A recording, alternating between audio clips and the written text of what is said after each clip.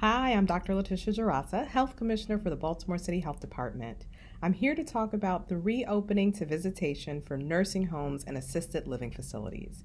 We recognize that these institutions have been closed since March and that this prolonged isolation can really take an emotional and physical toll on families as well as members living there. And we know that we're all eager to see our loved ones.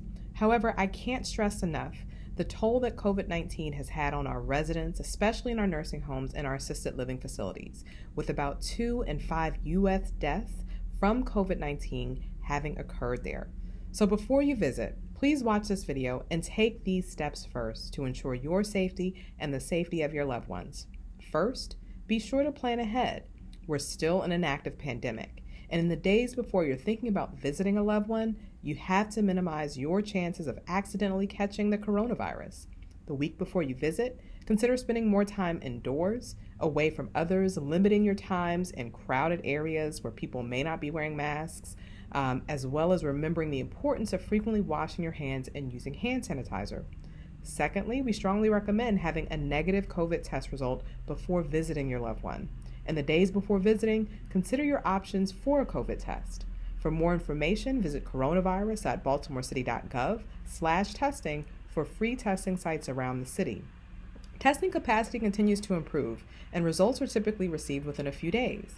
While this is another layer of risk reduction, a negative test result is not a replacement for following all of the rules. It's still possible to become infected after you've gotten your negative test result, and with the increased risk of serious illness in our older adults, you must continue to wear a mask and practice social distancing.